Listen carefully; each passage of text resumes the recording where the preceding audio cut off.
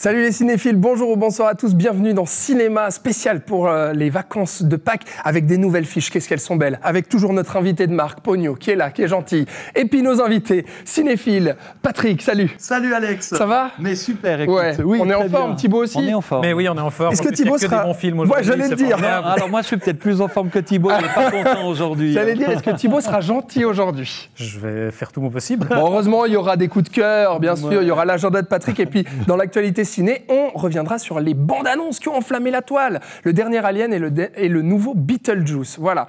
Le menu, vous le connaissez, mais je vous donne quand même le sommaire avec le débat critique. On va s'intéresser d'abord à notre film familial parfait pour les vacances de Pâques, Kung Fu Panda 4e du nom, où notre panda Po, expert en arts martiaux, va devoir affronter une nouvelle menace. Ça vient de sortir en salle et c'est promis déjà à un joli succès. On parlera ensuite de Une vie, l'histoire vraie du philanthrope britannique Nicholas Winton, incarné par Anthony Hopkins, qui, à l'aube de la Seconde Guerre mondiale, a sauvé des enfants juifs réfugiés en Tchécoslovaquie. Le film a fait un carton en France et vient tout juste de sortir chez nous en Suisse romande. Alors, qu'est-ce que ça vaut? Et on terminera avec la comédie française attendue pour le 3 avril, et plus si affinité avec Bernard Campan et Isabelle Carré, couple de cinquantenaires qui reçoivent à dîner leurs voisins aux mœurs débridées, un huis clos qui cultive le malaise et qui a fait hurler de rire l'Alpe d'Huez. Voilà donc pour le débat critique, et puis on passe tout de suite à notre premier film. Regardez le retour de notre panda 8 ans après le dernier film, c'est le 4e Kung Fu Panda, regardez. Quand je posséderai le Kung Fu des plus grands méchants, personne n'osera douter de mon pouvoir. Pas même le guerrier dragon. C'est qui ça? Rien que la plus puissante sorcière polymorphe, la caméléone. Et comment je la trouve, la caméléone? Je vais t'amener tout droit devant sa porte, mais d'abord, on doit créer notre armée à nous. Pourquoi on vous aiderait? On peut battre la caméléone tous ensemble.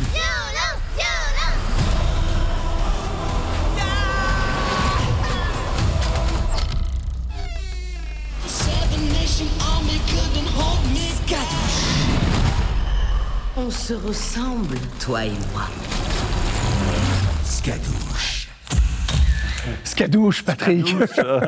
Voilà, 8 ans après le 3e Kung Fu Panda, eh bien voici le retour tant attendu, ou bien qu'on n'attendait plus, hein, on ne sait pas trop, de Po, donc notre panda fan de dumpling qui maîtrise le Kung Fu et doit assumer son statut ici de guerrier dragon qui doit protéger la vallée de la paix et affronter cette méchante caméléone qui menace de prendre le pouvoir et se transforme en différents méchants que notre panda a déjà affrontés. Le film est produit par les studios DreamWorks et réalisé par Mike Mitchell qui avait déjà officié sur les films d'animation Les Trolls, Bob l'éponge ou bien La Grande Aventure Lego 2 et Shrek 4. Est-ce de bon augure? Vous allez nous le dire. Patrick, comment tu as trouvé ce Kung Fu Panda 4? C'est de manière générale une saga que j'aime bien. Je trouve que le 2 est extraordinaire. Le premier amenait vraiment aussi cet univers et tout, les personnages et tout.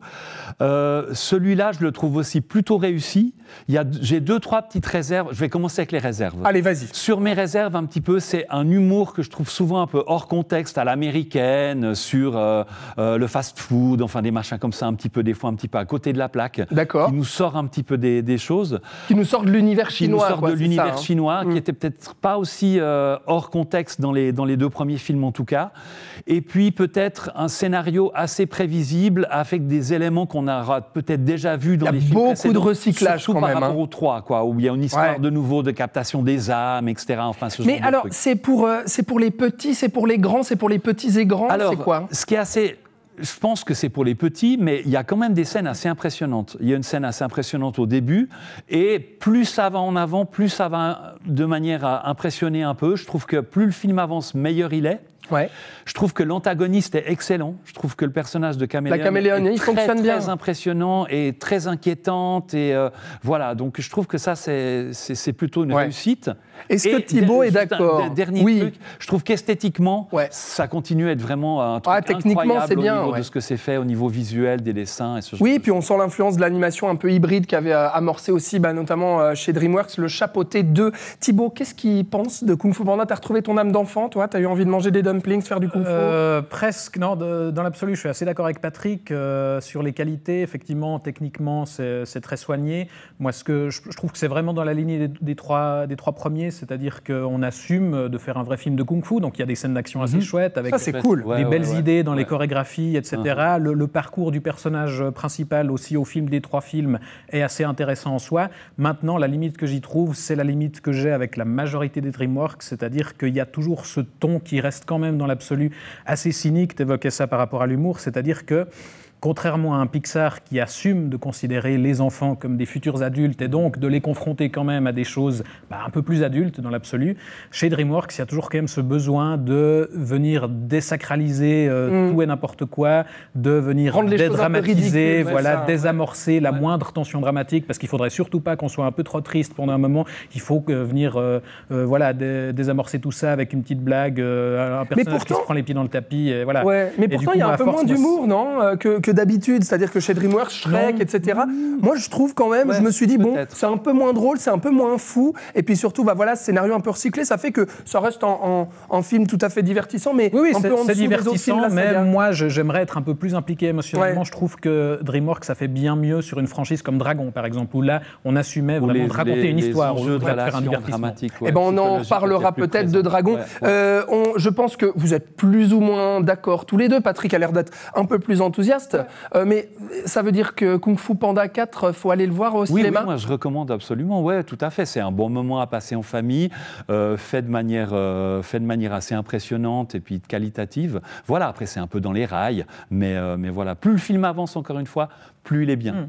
Et Thibaut? Oui, c'est une bonne sortie pour Pâques. On va quand même le voir. Bon, ça y est, il est clément, notre Thibaut, quand même. C'est un petit peu des seules sorties pour Pâques, parce qu'il n'y a pas beaucoup de films d'animation. Suite à la grève un peu des scénaristes à Hollywood, on est un peu en attente de films américains et de ce genre de choses. Et d'ailleurs, je posais la question en début de débat, est-ce qu'on l'attendait ou pas, ce retour, 8 ans après le 3e opus? Mais visiblement, oui, parce que les chiffres, le film a déjà rapporté, à l'heure où on parle, plus de 300 millions de dollars dans le monde depuis sa sortie aux États-Unis, qui date un peu, en Europe, il vient d'arriver. Et on n'est pas encore allé en Chine. Le film n'est pas encore sorti en Chine, donc on imagine qu'il est promis un grand succès, ce qui veut dire que cette saga Kung Fu Panda, visiblement, marque les esprits et puis semble plaire au public. Est-ce que vous irez le voir? Dites-nous tout dans les commentaires de cette vidéo sur les réseaux sociaux. Mais on passe à toute autre chose, un peu moins drôle, un peu moins chinois, un peu moins d'arts martiaux, un peu plus sérieux. C'est donc Une vie, regardez Anthony Hopkins en héros post-Seconde Guerre mondiale. Do you ever think about the children and what happened to them? I bet you got some stories. That's really not about me. We are working to evacuate these children by train to safety in Britain. Why are you doing this, Mr. Winton? Because I may be able to do something about it. I must. Go, now.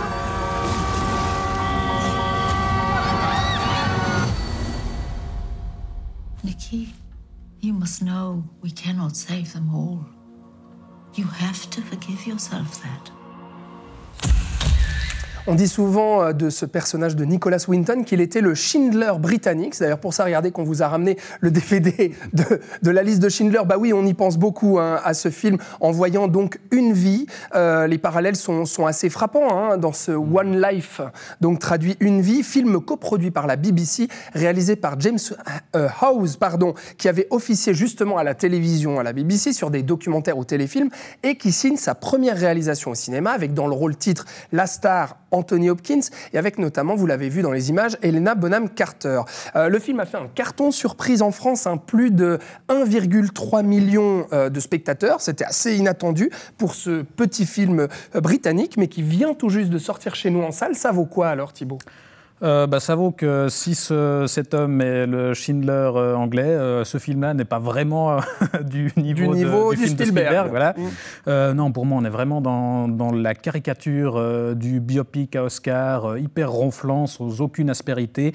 On raconte une histoire exceptionnelle, effectivement. Ce qu'a fait cet homme-là, c'est incroyable. Et l'histoire est intéressante en soi, mais le film ne va jamais au-delà. Ce type est exceptionnel. On dit à quel point il est exceptionnel. Et en fait, il n'y a jamais aucune aucune aspérité, il n'y a jamais aucun point de vue, en fait. C'est vraiment très lisse comme film, donc c'est vraiment... Et pourtant, il y aurait un angle, parce que lui, justement, aimerait dire qu'il n'était pas exceptionnel. Il n'assume pas, en fait, d'avoir fait cet acte héroïque. Et pourtant, le film va en grande pompe. En fait, le seul enjeu du film, c'est qu'il doit prendre conscience à quel point il est lui-même quelqu'un d'incroyable et que c'est incroyable ce qu'il a fait. C'est le seul enjeu. On pose quelques petits trucs au début où on questionne un petit peu ses intentions, ses propres raisons de se lancer là-dedans, parce que lui-même a eu un héritage juif qu'il a un petit peu renié. Et c'est une scène, c'est aborder ça, mais ensuite, on ne questionne plus ça. Et effectivement, le film ne raconte pas autre chose que ça. C'est vrai, Patrick, c'est assez difficile parce que c'est pas un mauvais film en soi. Mais en fait, je trouve personnellement que c'est un film tellement pantouflard et puis tellement académique, comme l'a dit Thibaut, que moi, je m'ennuie du début à la fin. J'y trouve rien du tout. Alors, je vous rejoins par rapport à un certain classicisme par rapport au film. C'est clair que tout se déroule un petit peu de la manière dont on imagine que ça va se dérouler, avec la musique de circonstance, la reconstitution d'époque de circonstances, etc. Et tout. Maintenant, pour moi, le film, il a deux choses qui sont vraiment importantes et qui font que pour moi, c'est un film vraiment à découvrir. C'est d'une part son sujet, qui est vraiment, à mon avis, important à rappeler tout le temps. Mais on en voit des films là-dessus quand même, non ? Et aussi parce que le film est le parcours de ce personnage, justement, et un parcours d'un personnage qui décide de faire preuve d'humanité. Mais pas seulement par rapport aux Juifs, il va faire ça toute sa vie. On va le découvrir. Et pour ça, moi, c'est quelque chose qui me touche énormément, que je trouve exemplaire, et qui, du coup, pour moi, est intéressant. Et Anthony Hopkins, en voyant le film. Anthony Hopkins, c'est super. Anthony Hopkins, c'est l'autre acteur qui interprète le personnage jeune, et très bien aussi.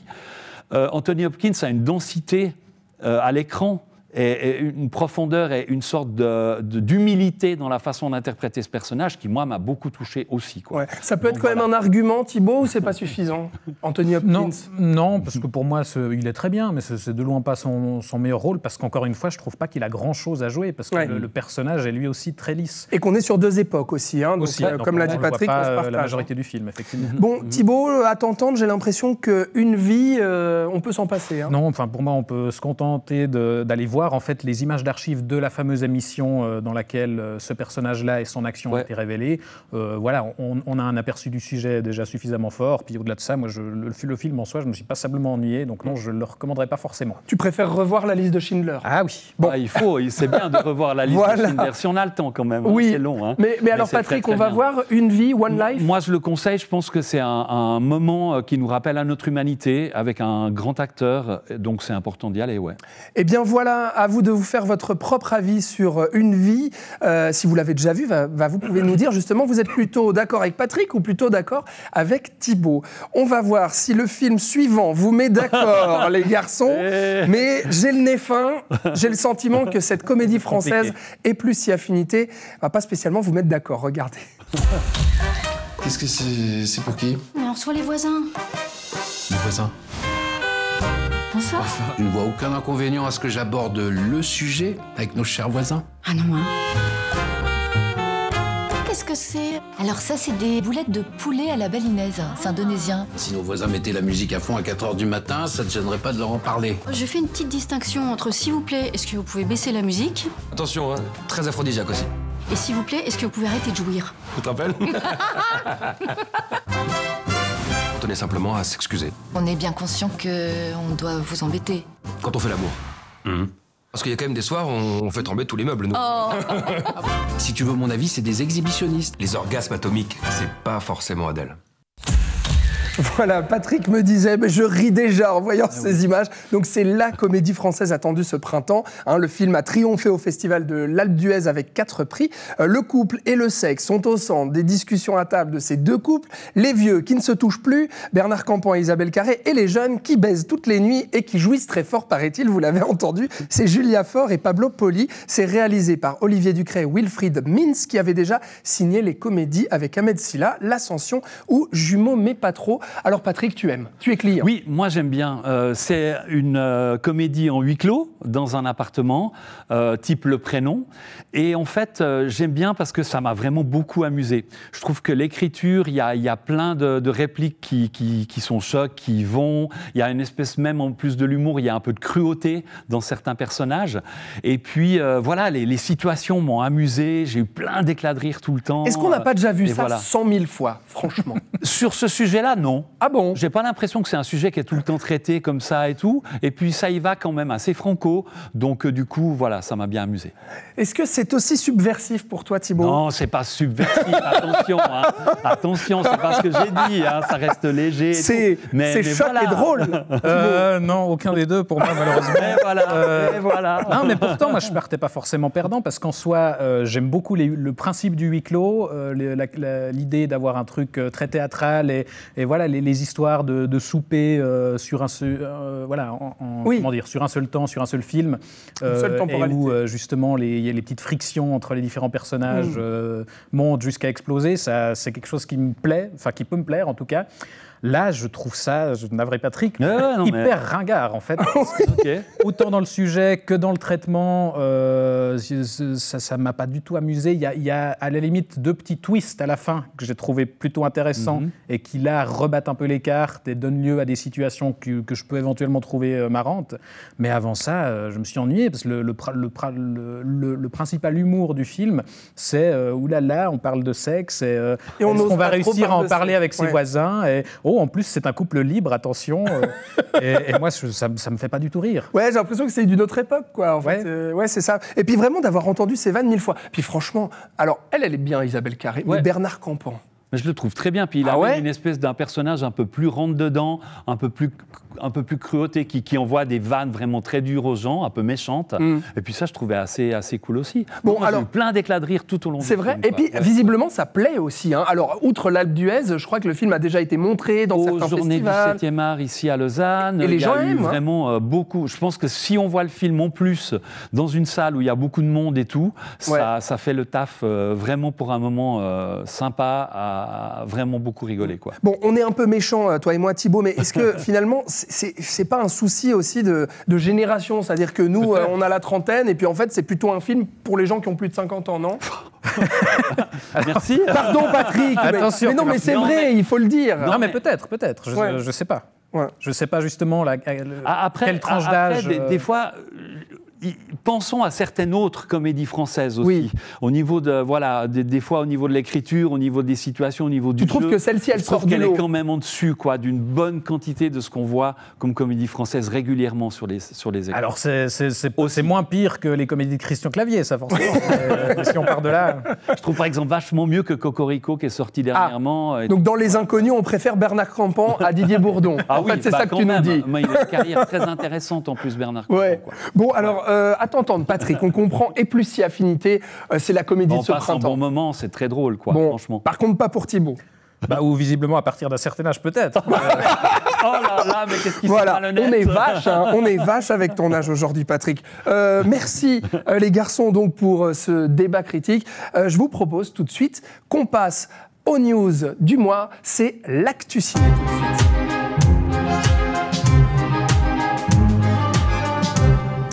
Et alors l'actu ciné, elle est un petit peu maigre ces derniers temps, mais surtout ça a marqué cette bande-annonce. Vous voyez les images. Voilà, c'est le nouvel Alien, 9e opus de la saga après plusieurs projets avortés. Voilà enfin le retour de la bébête de l'espace avec ce film attendu le 14 août et qui fait beaucoup parler de lui depuis ses premières images. Le film sera réalisé par l'Uruguayen Fede Alvarez qui a signé Don't Breathe, le remake de Evil Dead ou bien une suite de Millennium. Toi, ça t'a aguiché, Thibaut, ces images d'Alien là? Franchement, moi, honnêtement, de ce que je vois... Moi, je suis très curieux, déjà parce qu'en matière d'Alien, ces dernières années, tout ce qu'on avait à se mettre sous la dent, c'était les délires de Ridley Scott avec son Prometheus et Alien Covenant. Donc là, ça a l'air quand même de renouer un peu plus avec ce qui fait la saveur de la saga. En plus, Fede Alvarez, c'est un cinéaste que j'aime beaucoup. Il avait signé le reboot d'Evil Dead et le film d'horreur Don't Breathe, qui étaient les deux des films d'horreur vraiment très efficaces, très inventifs au niveau de la mise en scène. Et ouais, là, ce que je vois me donne plutôt envie. Patrick, ça t'a plu, toi, cette bande-annonce? T'es hypé aussi? Oui, moi aussi, pour les mêmes raisons, parce que ça a l'air un peu plus, de nouveau, un peu action, huis clos, que les grands délires philosophiques sur la création du monde et de l'univers de Ridley Scott qui m'avaient un peu pris la tête. Ouais. On revient aux sources, là, il y a de nouveau un personnage féminin un peu badass, on retrouve vraiment les couloirs à l'époque, c'était le Nostromo, je ne sais pas si ça sera le même vaisseau, je ne suis pas sûr. Et puis Fede Alvarez, ça dégomme, donc ça devrait être bien sanglant. Il y a quelques images déjà bien gore dans la bande-annonce. Ouais, c'est donc vrai. je suis assez bon, réponse le 14 août, du coup. Est-ce que l'autre bande-annonce qui a fait tant jaser le milieu cinéphile ces derniers jours, vous plaira tout autant? Vous voyez ces images, c'est la suite de Beetlejuice. Le retour donc de Tim Burton et son Beetlejuice 36 ans plus tard. Michael Keaton reprend son costume et on retrouve aussi la jeune Jenna Ortega qui jouait dans la série Mercredi, sortie prévue le 11 septembre. Ça t'aguiche ça aussi, Patrick, ou pas? Écoute, oui, moi j'ai vu 1 ou 2 fois Beetlejuice. C'est pas le Burton le plus inoubliable pour moi, même si c'est un vrai Burton, typique, c'était etc. chouette quand même. On se dit que s'il revient et qu'il retrouve une sorte de folie, de spontané qu'il avait à ses débuts un petit peu. Tu y crois, franchement? Ça peut être super cool, mais j'ai un peu de peine à y croire. Ouais. On verra. Maintenant, tout le casting est là de nouveau, donc ça c'est plutôt bien aussi. Ça va être une continuité qui devrait se faire à ce niveau-là. Donc voilà, pourquoi pas. Bon, et Thibaut? Moi, je m'en fous. Mais moi aussi. Complètement. Non, mais alors déjà, j'attends plus rien de Tim Burton de manière générale. Et en plus, je m'en fous d'avoir un Beetlejuice 2 30 ans après. Il y avait un projet de suite qui avait été mis en place à l'époque, qui finalement s'était pas fait. Maintenant, laissons ce pauvre Michael Keaton tranquille et arrêtons de l'obliger à reprendre ses rôles 30 ans après Batman. On l'a revu en Batman. Ça ne m'intéresse pas du tout, ce projet. Et moi non plus, je dois dire. Voilà, même si ça vaut la peine de revoir ou découvrir le Beetlejuice d'époque. Là, je doute un peu. Voilà, on va plutôt se concentrer sur Alien, n'est-ce pas? Voilà. Patrick, je te regarde. Ouais. Tu as vu? Il y a des petites fiches. J'ai des super. Oui, elles sont bien. Alors c'est parti pour l'agenda de Patrick tout de suite.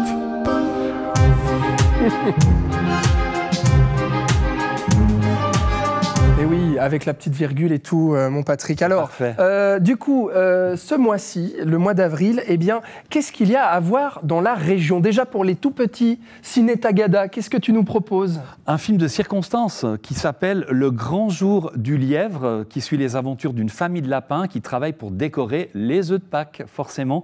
Ça sera des séances pour les tout jeunes spectateurs qui reçoivent aussi un cahier d'activités en lien avec le film. Ça sera les dimanches 7, 28 avril et 5 mai à 11h au Cinéma Capitole. Et voilà, donc pour les enfants.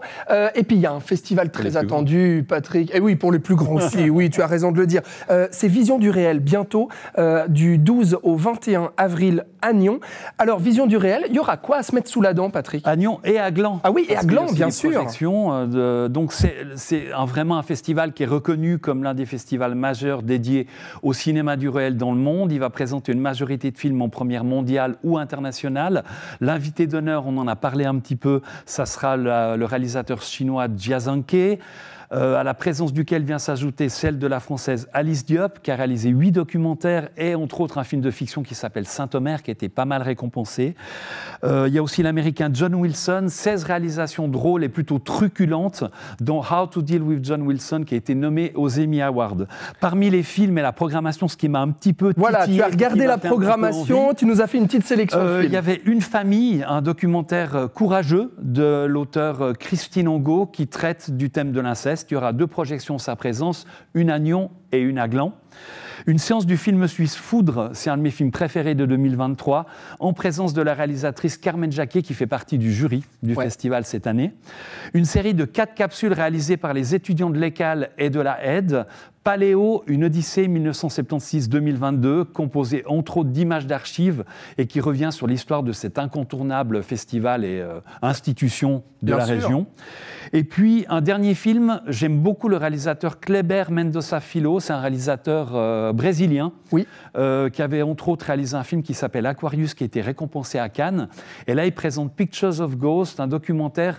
Le réalisateur, il a vraiment un talent pour nous faire pénétrer dans l'atmosphère de la ville de Recife, au Brésil. Et il fait ça vraiment magnifiquement bien, de manière assez contemplative et intéressante. Donc, je me réjouis de découvrir ce film-là. Et puisque il y a encore plein d'autres films à citer. Bien sûr. On ira sur le site visionduréel.ch. Et voilà, on ira tous donc à ce festival pour ce mois d'avril. Et puis on termine l'agenda par, tu parlais du Brésil, Cap sur le monde. Qu'est-ce que c'est Cap sur le monde cette année ? Alors, ce mois-là, on ne va pas aller au Brésil, ça va être un peu différent au niveau de la température. On va aller aux Anscars dans l'Himalaya le 25 avril au Capitole-Agnon et le 26 avril au cinéma Odéon à Morges. On va suivre un film qui s'appelle Semeuse de joie, qui va suivre le quotidien de 11 moines femmes bouddhistes qui sont un petit peu confrontés à la modernité qui arrive jusque dans leur quotidien. Donc super. À découvrir la présence de la réalisatrice. C'est bien de le préciser. Ne l'oublions pas à chaque fois. Voilà pour l'agenda de Patrick. Merci Patrick. Merci, donc plein d'autres films à voir outre les grandes sorties dans nos cinémas. Et puis si vous avez encore faim de films, je vous propose les coups de cœur des critiques.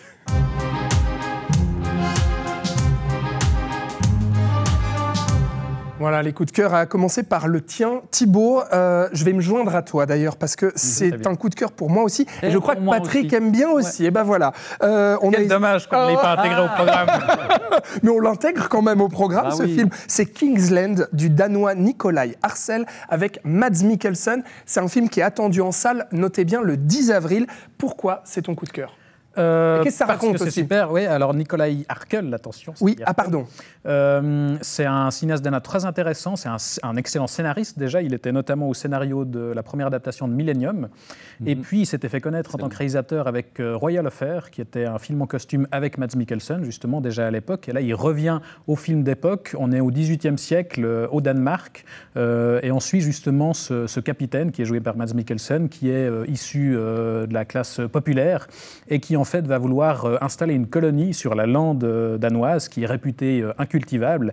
Et lui, il va se lancer ce défi pour pouvoir, au nom du roi, justement, cultiver la lande et donc recevoir un titre de noblesse. Sauf qu'en face, on a un noble déjà installé qui va tout faire pour l'empêcher de, justement, développer sa petite colonie. Et donc, on est dans un film qui est entre le western, justement, le film d'époque, très immersif, très beau aussi. On est vraiment dans cette lande danoise qui est filmée, mais superbement. Et avec des personnages qui sont soit des archétypes, donc le méchant est très très méchant, c'est vraiment un salopard qui est prêt à tout pour empêcher le héros de parvenir à ses fins, mais dans un truc du coup très intense, avec beaucoup d'émotions, une vraie belle histoire bien racontée. C'est vrai, tu fais bien de le dire, il y a beaucoup d'archétypes dans ce film, hein. Le scénario se déroule, on va dire, assez naturellement. On l'assume, voilà, il y a ce film un peu d'obsession, de vengeance aussi à un moment donné, mais c'est vrai que c'est d'une beauté, et Mads Mikkelsen est génial. Un tout petit mot, Patrick, sur ce film-là que tu aimes aussi. Voilà, j'aime aussi effectivement pour la beauté de la façon dont c'est filmé, des images, et puis Mads Mikkelsen est incroyable, une fois de plus, de nouveau un acteur qui a une intensité, un regard incroyable. Et c'est violent aussi. Puis, il y a des scènes vraiment creuses, il y a une scène de torture à l'eau chaude, qui est plutôt l'eau bouillante, pardon. On lorgne presque vers du Mel Gibson. Oui, c'est vrai, effectivement. La comparaison, ne sera pas volée. Voilà pour Kingsland, à voir donc le 10 avril avec Mads Mikkelsen. Patrick, ton coup de cœur, il est suisse. Oui. C'est l'audition de Lisa Gehrig. Il a reçu le prix Assoleur et le Quartz du meilleur documentaire. Il vient tout juste de sortir en salle. Qu'est-ce que c'est et pourquoi tu aimes ? Alors, c'est un documentaire, en fait, qui va reconstituer les auditions que les migrants qui arrivent en Suisse doivent passer pour raconter leurs histoires, ce genre de choses-là, pour voir s'ils vont avoir un permis ou pas, quel type de permis, s'ils vont avoir le droit de rester ou pas. Ces auditions, elles peuvent durer quelques heures comme plusieurs jours, suivant comment. Et en fait, la réalisatrice n'avait pas le droit de filmer directement ces auditions-là. Par contre, elle les a reconstituées avec des vrais migrants qui ont été déboutés pour l'instant, mais qui sont toujours en Suisse, donc qui reviennent raconter leur histoire, et des gens qui font passer des interviews, qui sont des vrais employés de l'État. Et c'est vraiment intéressant parce que déjà, on a accès à une partie de notre fonctionnement administratif, etc., qu'on ignore totalement. Et le film est assez bouleversant à travers les destins qu'il nous fait partager. Il est aussi très intéressant parce qu'à un moment donné, il va proposer une inversion où c'est les migrants qui vont pouvoir questionner les enquêteurs. Donc il y a quelque chose qui se joue comme ça et qui est vraiment très intéressant dans la démarche et engagé. Donc l'audition de Lisa Gehrig à voir dès aujourd'hui en salle. Et puis si vous avez encore faim, mais que du coup vous êtes allé au cinéma voir plein de bons films et que vous aimeriez en voir chez vous, avec vos enfants, tiens pourquoi pas pour Pâques, Kung Fu Panda m'a fait penser à cette saga de DreamWorks que j'adore. C'est les dragons, avec de l'aventure, de la fantaisie, des dragons à la fois trop choux et aussi très violents et badass. Et ça fait plaisir. Et vous le voyez, les images sont absolument superbes. C'était révolutionnaire, je trouve, en termes de technique d'animation par ordinateur. Je trouve cette saga géniale. Les 3 films, d'ailleurs. Ouais. Et même à l'époque, les scènes de vol en 3D étaient topissimes. Et puis, je trouve qu'il y a quelque chose dans la saga de l'ordre de la tragédie familiale aussi. Il y a des tensions psychologiques au niveau de ce qui se passe. On est presque dans du Shakespeare par moment. J'adore beaucoup. Et un joli coming of age aussi, justement, du personnage principal. Enfin bref, c'est époustouflant visuellement, c'est fou, c'est émouvant, on s'évade. Et puis les films, je trouve, vont en crescendo en termes de spectaculaire. Thibaut, tu plus sois. Oui, pour moi, c'est ce que DreamWorks a fait de mieux. Donc complètement, c'est vraiment une très belle saga. Si vous n'avez jamais vu cette saga Dragon, franchement, il y a 3 films. Régalez-vous avec vos enfants aussi. Voilà, c'est pour petits et grands, pour les vacances de Pâques. Et voilà, plein de bons films à se mettre sous la dent. Oui, et plein de bons films. C'est vrai, voilà. Bon, comme tous les mois, dans Patrick, tu as été très clément, un peu trop peut-être. Et puis Thibaut a été sévère. Mais un peu trop, sévère mais juste. Sévère mais juste. Voilà. Les amis, on se retrouve début mai pour la prochaine émission. Merci Thibaut. Merci à toi. Et merci Patrick. Mais avec plaisir. Voilà, on espère que les films seront tout aussi bons, ou en tout cas qu'ils créeront tout autant de débats ici le mois prochain dans Cinéma. Merci d'avoir regardé cette émission. On vous souhaite belles vacances de Pâques et puis à très bientôt sur NRTV. Ciao.